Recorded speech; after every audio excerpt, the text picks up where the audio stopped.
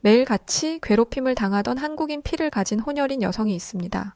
이 여성의 어머니는 이 일을 알고 난 뒤 자신의 딸이 다니던 학교에서 믿기 힘든 엄청난 일들을 해버렸고, 그것도 모자라 딸에게 짐을 싸라며 재촉하기 시작하는데요. 대체 무슨 일이 있었길래 먼 나라 벨기에에서 이 소동이 났던 것일까요? 안녕하세요. 저는 벨기에 브뤼셀에 사는 로라 반데르베케라고 합니다. 제 가족은 조금 특이한데요. 제 아빠는 백인이고 엄마는 아시아계 여성이에요.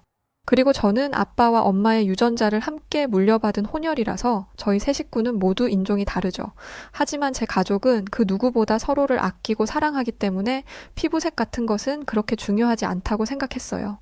저는 언제까지고 엄마 아빠의 그늘 아래서 사랑받으면서 행복할 줄만 알았답니다. 하지만 그건 저만의 착각이었어요. 제 인생은 한순간에 시궁창 속으로 처박혀버렸거든요. 제가 고등학교에 입학할 무렵 제 가족은 원래 살던 곳을 떠나 다른 동네로 이사를 하게 되었어요.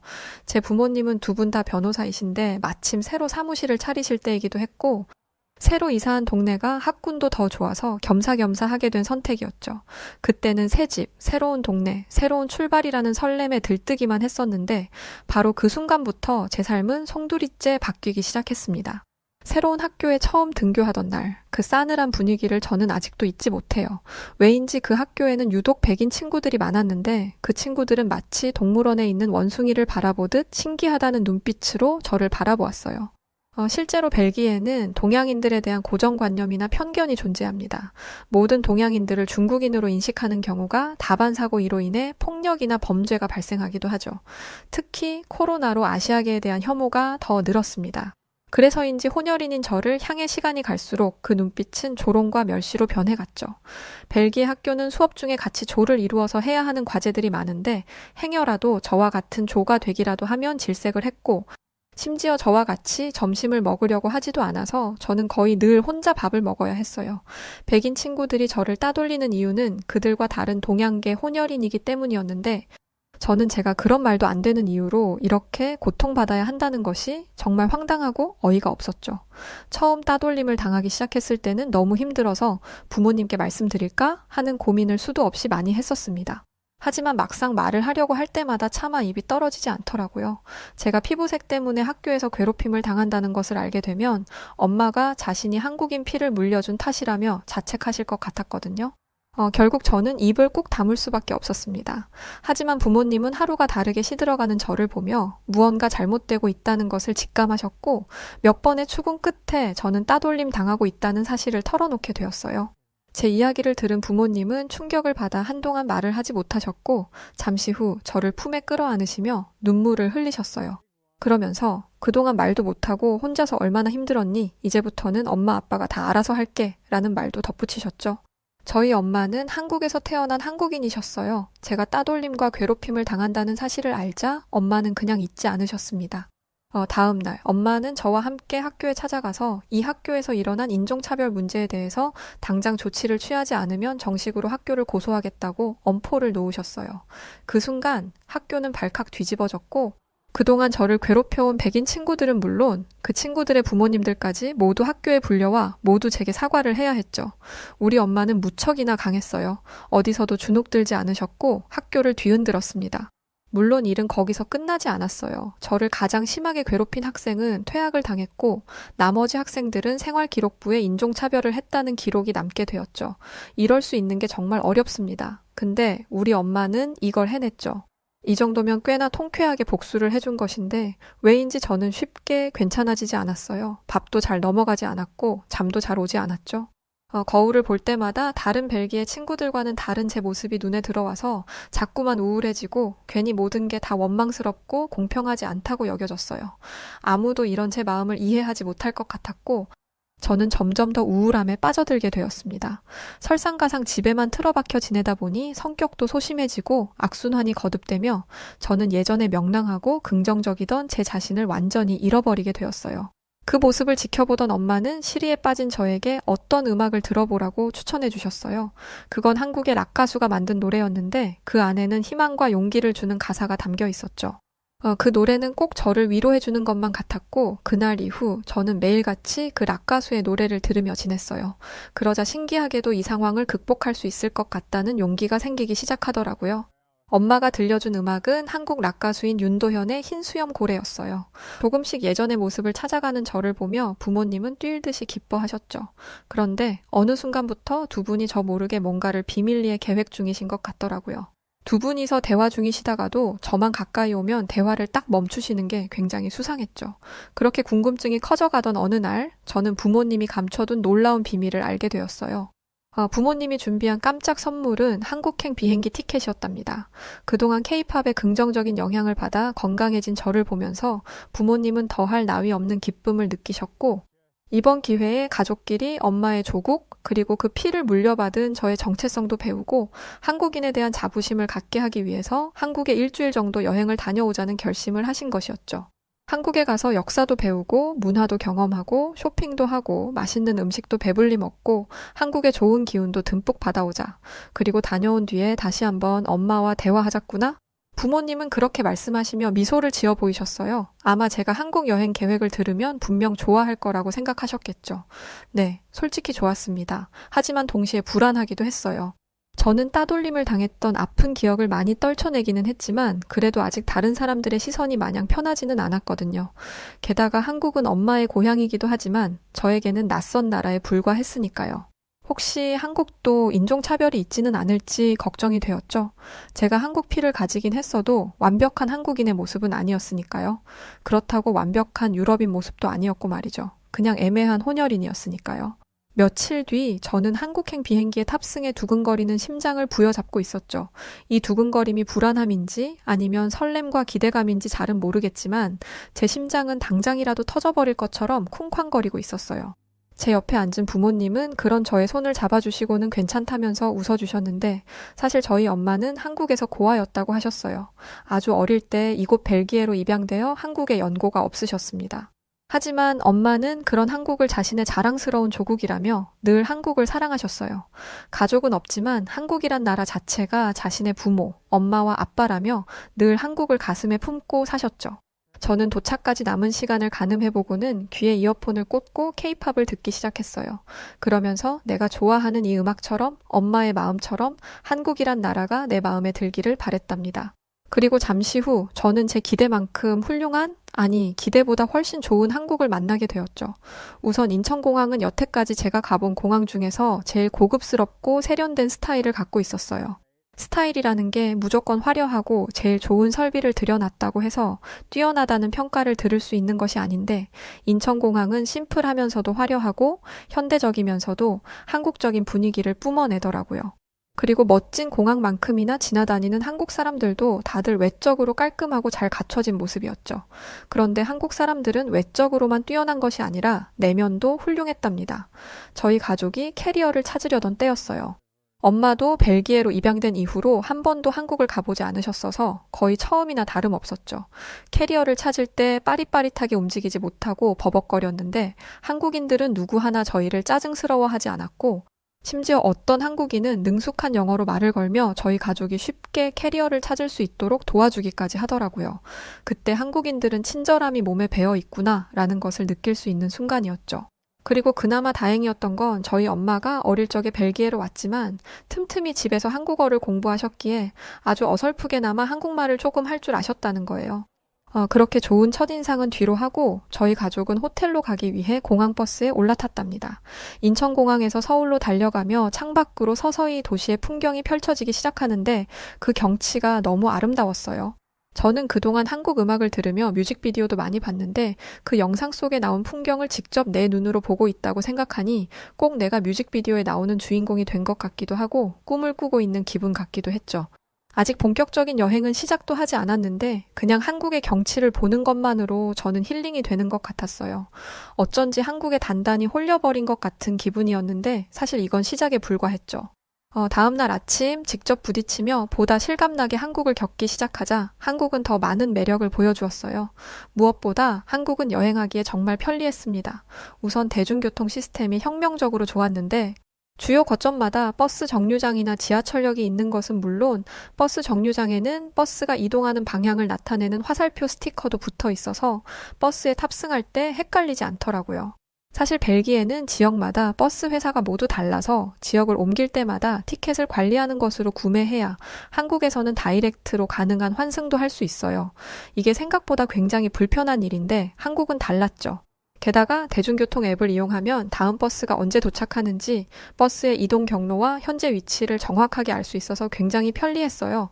벨기에는 대중교통 시스템이 잘 되어 있지 않아서 차가 없으면 생활하기가 매우 불편하거든요. 그런데 한국은 대중교통 시스템이 거의 완벽에 가깝게 갖춰져 있어서 차를 살 필요가 없겠더라고요. 그때 옆에 계시던 아빠가 한마디 던지더군요. 한국 사람들 진짜 부럽네. 벨기에 대중교통이 한국 정도만 되면 당장 차 팔고 대중교통 이용할 텐데, 아, 나도 한국에서 살고 싶다. 그렇게 푸념을 늘어놓는 아빠를 보며 엄마와 저는 웃음을 터뜨렸죠. 그때 충격적인 장면이 저희 가족의 눈에 들어왔습니다. 저희는 명동의 케이팝 굿즈샵에 가기 위해 버스에 탑승해 있었는데 어떤 정류장에 백발의 노인분께서 버스에 탑승하자 한 젊은 사람이 1초의 망설임도 없이 자기가 앉아있던 자리를 양보하는 게 아니겠어요? 일면식도 없는 사이일 텐데 그 젊은 사람은 노인분을 배려하는 것을 당연하게 여기는 것처럼 보였어요.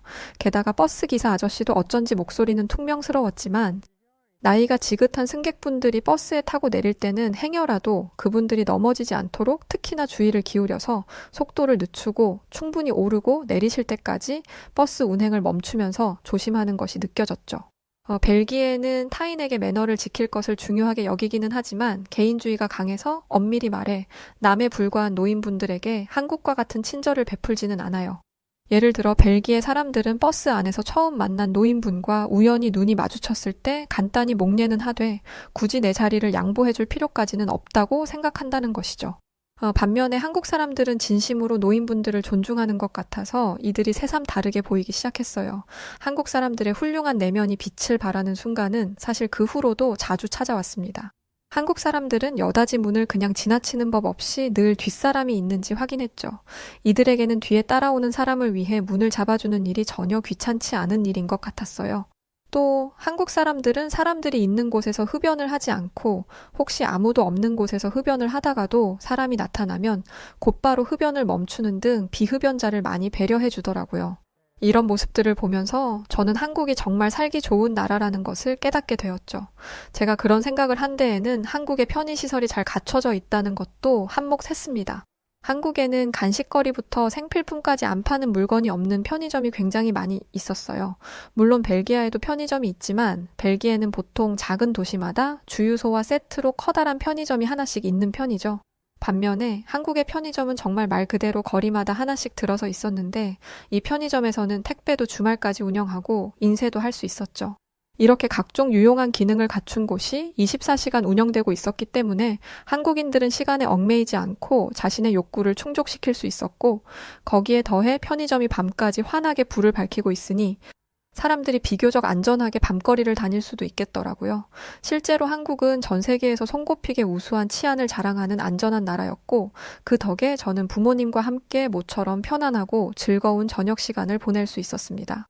벨기에는 경찰의 공권력이 그 어느 나라보다 강력한 편임에도 불구하고 범죄율은 대단히 높아요. 사건, 사고도 빈번하게 일어나고 갱들도 활개를 치고 다니기 때문에 밤에 돌아다닐 때는 상당한 주의를 기울여야 하죠. 그에 반해 한국의 밤은 너무 평화로워서 마치 다른 세상 같았어요. 그리고 잠시 후 저녁 식사를 하며 저는 또 다른 신세계를 맛보게 되었답니다. 저희 가족이 고른 메뉴는 삼겹살이었어요. 한국 드라마를 보면 꼭 빠지지 않고 등장하는 음식이 삼겹살이더라고요. 보기에는 그냥 평범한 돼지 고기구이 같은데 무슨 특별한 맛이 나길래 저렇게들 좋아하는 것인지 궁금했고 오늘 드디어 그 맛을 보게 된 것이죠. 삼겹살 3인분을 주문한 후 조금 기다리고 있을 때였어요. 사장님이 접시에 음식들을 담아서 잔뜩 깔아주시는 게 아니겠어요? 아빠는 깜짝 놀라서 혹시 주문이 잘못 들어갔나 하고 얼른 번역기를 켜서 우리는 이것들은 시키지 않았어요 하고 말했죠. 그러자 옆에 있던 엄마가 재미있다는 듯 웃으시더니 이건 기본 반찬이라며 괜찮다고 했죠. 아빠도 그렇고 저도 그렇고 이 많은 음식들이 전부 공짜라는 말에 기절할 정도로 놀라서 그게 정말이냐고 엄마에게 몇 번이나 되물었죠. 그때 그걸 지켜보시던 사장님은 더 충격적인 말을 하시더군요. 능숙하게 영어를 하시면서 글쎄 부족하면 얼마든지 더 가져다 먹으세요. 무한 리필입니다. 하시는 거예요. 그 말을 들은 엄마도 무한 리필은 자신도 처음이라며 정말 놀라워하셨어요. 이어서 삼겹살이 나왔고 사장님은 낯선 외국인들인 저희를 위해서 직접 삼겹살을 구워주셨어요. 지글지글 침샘을 자극하는 소리와 함께 삼겹살이 익어가며 고소한 냄새가 풍기기 시작하더라고요. 이내 노릇하게 삼겹살이 익었고 저는 드디어 삼겹살을 맛볼 수 있었죠. 한껏 기대하며 삼겹살은 입에 넣는 순간 저는 그 특유의 풍미와 바삭함에 반하지 않을 수 없었어요. 삼겹살의 기름기를 쌈장이라는 매콤한 소스가 깔끔하게 잡아주며 완벽한 맛의 조화를 이루었고 이건 정말 아무리 먹어도 절대 질리지 않을 것 같았죠. 아빠와 엄마는 사장님의 추천을 받아 삼겹살에 소주를 곁들이셨는데 아빠는 소주를 한 모금 넘기는 순간 물개 박수를 치며 좋아하시더라고요. 그리고 아빠가 내뱉은 말에 엄마와 저는 배꼽이 빠져라 웃었어요. 와, 이거 뭐냐? 이거 완전 신세계인데? 여보, 난 그냥 한국에 살 테니까 당신은 로라와 함께 돌아가. 난 그냥 한국에 살래. 뭐 원래 장난기가 많으신 아빠였지만 한국에 와서 연신 한국이라는 도시와 사람들 그리고 먹거리까지 완벽하게 푹 빠지셔서는 한국의 피를 가지고 있지 않았던 아빠가 더 난리였습니다. 엄마도 소주가 삼겹살과 정말 잘 어울리는 것 같다며 저에게 나중에 어른이 되면 꼭 이 조합으로 먹어봐 라고 하셨어요. 그 순간 저는 어서 빨리 어른이 되고 싶었답니다. 하지만 우선은 냉면과 삼겹살을 함께 먹는 것으로 만족해야 했죠. 저는 냉면과 삼겹살을 같이 먹으면 맛있다는 것을 엄마 때문에 인터넷에서 보고 알았고 그대로 따라 해보기로 했습니다. 그리고 결과는 대성공이었어요. 냉면의 시원함과 삼겹살의 짭조름함이 만나니 환상 그 자체더라고요. 진짜 너무 맛있어서 저는 쉬지 않고 삼겹살을 먹었답니다. 상추에 싸서 먹어도 맛있고 소금에 찍어 먹어도 맛있고 밥과 함께 먹어도 맛있었어요. 대체 왜 그렇게 한국 드라마에서 삼겹살이 많이 나왔던 것인지 제대로 이해가 되는 순간이었죠. 그렇게 완벽한 저녁 식사를 마치자 시간은 어느새 9시가 다 되어가고 있었어요. 그제서야 불현듯 저는 아직 한 군데 더 들를 곳이 남아있다는 것을 깨달았죠. 저는 한국에 오기 전부터 올리브영에서 제가 좋아하는 보이그룹이 광고하는 화장품을 사고 싶었거든요. 그래서 저는 올리브영이 문 닫기 전에 재빨리 달려가기로 했죠. 그렇게 도착한 올리브영에는 제가 사려고 했던 화장품 외에도 합리적인 가격에 질 좋은 제품들을 많이 팔고 있었고 저는 황홀한 기분으로 쇼핑을 하기 시작했어요. 한국 사람들은 피부가 좋기로 유명하고 그게 다 한국 화장품 덕분이라는 소문이 있어서 요즘 벨기에에서도 한국 화장품이 인기가 아주 많거든요. 그래서 저뿐만 아니라 엄마도 한국 화장품은 미백과 주름에 좋기로 유명하다고 들었다며 신나서 여기저기 구경하셨고 그렇게 시간 가는 줄도 모르고 정신없이 쇼핑을 하다 보니 어느새 제 양손에는 빵빵하게 차오른 쇼핑백이 들려 있었죠. 아빠는 무겁지 않냐며 아빠가 들어주겠다고 하셨지만 저는 괜찮다고 제가 들겠다고 했어요. 두 손은 무거울지 몰라도 마음은 풍족하고 발걸음은 더 없이 가벼웠거든요. 그렇게 즐거운 마음으로 호텔로 돌아가는 길, 신호등이 파란불로 바뀌고 횡단보도를 건너려던 순간이었어요. 그런데 너무 신났던 탓일까요? 저는 그만 발을 삐끗하여 크게 넘어지고 말았습니다. 그 순간 쇼핑백 안에 들어있던 화장품과 작은 미용용품들은 횡단보도 한복판으로 쏟아지고 말았고 저는 아픈 것도 있고 당황하기 시작했죠. 쇼핑백 2개에 가득 담겨있던 작고 둥근 화장품들이 차도를 대굴대굴 굴러다니고 있었고 당장 언제 신호등이 빨간불로 바뀌고 자동차가 달려들지 모르는 상황이었으니까요. 앞으로 고작 몇 초 뒤면 자동차들이 달려들 것이고 차도에 떨어진 제 화장품들은 자동차 바퀴에 다 짓밟히게 될 것이라는 생각에 저는 절망하게 되었죠. 그때 믿을 수 없는 일이 일어나기 시작했어요. 근처에 있던 한국인들이 몰려와서 저희 가족과 함께 바닥에 떨어진 화장품을 주워주는 게 아니겠어요. 회사에서 퇴근하던 길인지 정장을 입고 있는 아저씨, 교복을 입은 여학생, 중년의 나이로 보이는 아주머니까지. 모두가 자기 일처럼 나서서 빠르게 저희 가족을 도와주었고 상황은 순식간에 수습되었어요. 저는 이렇게 큰 도움을 받게 될 줄은 상상도 하지 못해서 고맙다는 인사도 제대로 하지 못하고 어안이 벙벙해 있었죠. 그런데 한국 사람들은 고맙다는 인사나 보답을 바라고 저를 도와준 것도 아니었는지 저를 도와준 뒤 깔끔하게 다시 제 갈 길을 가더라고요. 그 모습은 마치 호의를 베푼 뒤 호련히 자취를 감추는 슈퍼히어로 배트맨 같이 보여서 굉장히 인상적이더군요. 호텔로 돌아오며 저는 부모님과 만약 지금과 똑같은 상황이 벨기에에서 벌어졌다면 어떤 일이 벌어졌을까 이야기해보았어요. 아마 벨기에 사람들 중 30% 정도는 저희를 도와줄 것이고 또 30% 정도는 저희를 무시하고 지나갈 것이고 나머지는 제가 떨어뜨린 물건을 훔쳐갈 것 같다는 것이 저희의 결론이었죠. 그런 이야기를 하고 있으니 방금 있었던 일이 얼마나 대단하고 감사한 일인지 제가 얼마나 큰 도움을 받은 것인지 새삼 다시 생각해보게 되더군요. 그러면서 저는 이렇게 좋은 사람들로 가득한 한국에 머무는 동안에는 나쁜 일은 하나도 생기지 않을 거라고 확신했어요. 그리고 바로 다음 날 제 믿음은 산산조각나고 말았죠. 다음 날 아침 저희는 이른 시간부터 관광을 하기 위해 호텔을 나섰어요. 한국에서 보내는 소중한 시간을 1분 1초도 허투루 보내고 싶지 않았거든요. 오늘의 첫 목적지는 경복궁이었죠. 경복궁은 서울의 중심에 위치해 있어서 전통과 현대의 아름다운 조화를 느낄 수 있는 곳이라 들었거든요. 잠시 후 경복궁에 도착해보니 과연 듣던 대로 경복궁은 우아한 아름다움을 뽐내고 있었어요. 저희 가족은 경복궁 입구에서 경복궁이 뿜어내는 위용에 잠시 넋을 빼고 있다가 이왕 여기까지 왔는데 근처에 있는 한복 대여점에 가서 한복을 빌려 입고 제대로 경복궁을 즐겨보기로 했어요. 한복은 하나같이 고운 색깔에 편안하면서도 우아하고 맵시 있는 디자인을 갖추고 있어서 어떤 조합을 해도 다 특색 있게 예뻤어요. 옛날부터 한국 사람들은 이렇게 예쁜 옷을 입고 살아서 요즘도 그렇게 패션 센스가 있는 거구나 싶었죠. 한복의 날렵한 버선코는 한옥의 기와와 그 생김새가 꼭 닮았고 한복 치마의 둥그런 모양은 담장 밑에 놓인 항아리와 닮았고 무엇보다 보고 있으면 눈이 편안한 조화로운 색감과 고상한 아름다움은 연못, 정원, 건축물이 한 폭의 그림처럼 공존하고 있는 경복궁과 너무나도 닮아 있었어요. 그런 생각을 하며 걷다 보니 어느새 왕이 신하들과 회의를 하던 장소인 근정전 앞에 다다랐고 저희는 기념으로 가족 사진을 찍기로 했답니다. 저는 마침 지나가던 여성분에게 휴대폰을 내밀며 저희 사진을 한 장 찍어달라고 부탁했죠. 그런데 여성분은 약간 차가운 듯한 표정을 지으면서 알겠다며 제 휴대폰을 받아가셨고 저는 혹시 바쁜 분을 붙잡고 괜한 부탁을 했나 싶어서 마음이 좋지 않았어요. 그런데 반전이 일어나기 시작했습니다. 그 여자분은 사진을 찍겠다며 자세를 잡으시더니 열과 성을 다해서 저희 가족 사진을 찍어주기 시작하시더라고요. 제 생각에는 이만하면 충분할 것 같은데 그 여자분은 한 번만 다시 찍자며 계속해서 셔터를 누르셨죠. 결국 저희 가족은 여러 번 포즈를 바꿔가며 수십 장의 사진을 찍어야 했고 촬영이 끝난 뒤 결과물을 확인했을 때 기절할 정도로 놀라게 되었답니다. 카메라 안에 정말 너무 예쁜 저희 가족의 모습이 담겨 있었거든요. 사진을 보며 저희 가족이 기뻐하자 그 여자분은 만족해하시며 떠나시더라고요. 아니 그냥 지나던 한국인 여성분께 부탁한 건데 저희 가족은 무슨 사진 작가분이신 줄 알았습니다. 어쩌면 사진을 그렇게 잘 찍는지 말이죠. 경복궁에서 좋은 시간을 보내고 다시 식사를 해야 하는 시간, 어제 먹었던 삼겹살의 감동을 아직 잊을 수 없다는 결론을 내렸고 다시 한번 그 삼겹살집에 가기로 했답니다.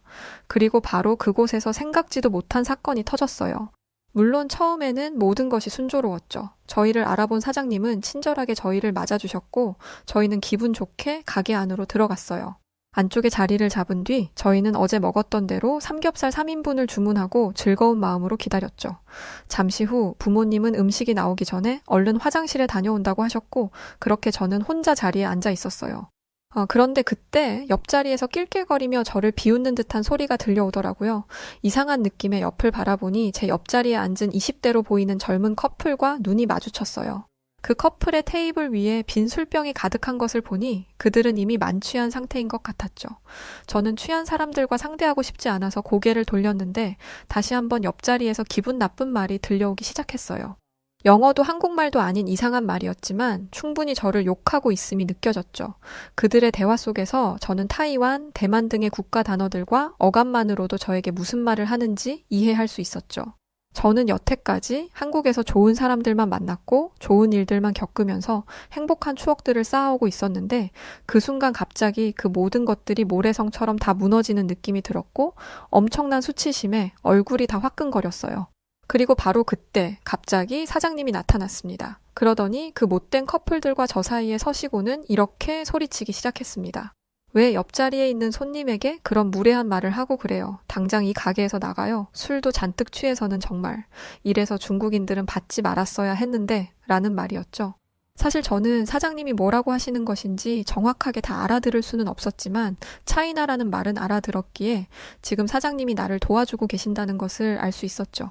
그때 소란이 일어난 것을 안 부모님께서 깜짝 놀라 달려오셨고 사장님과 커플들을 떨어뜨려 놓으며 일단 소동은 진정되었어요.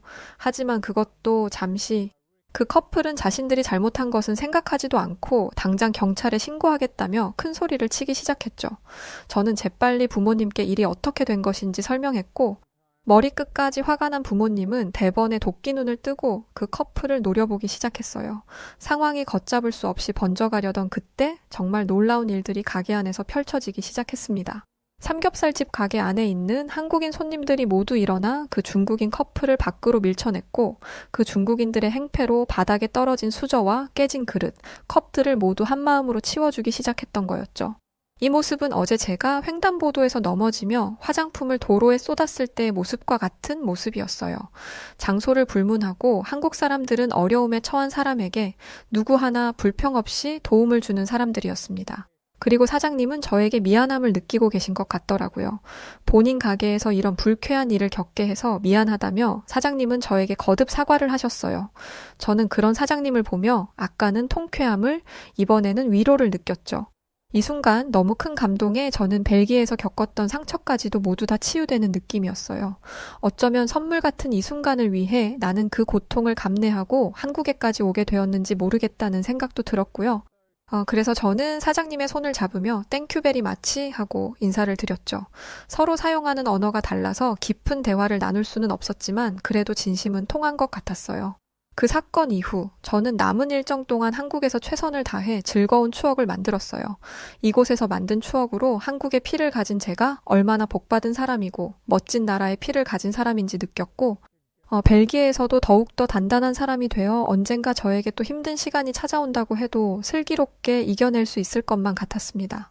엄마와 아빠가 왜 나에게 한국행 여행을 제안하게 되었던 건지도 알 수 있었습니다. 한국 여행을 마치는 마지막 날 밤, 저는 잠들기 전에 엄마가 저에게 들려주었던 윤도현의 흰수염 고래를 다시 들으며 잠에 들었어요. 노래 가사에서처럼 언젠가 흰수염 고래처럼 헤엄쳐 두려움 없이 이 넓은 세상 살아갈 수 있길, 그런 사람이길, 이 가사가 전하는 메시지에 가슴이 뭉클했습니다.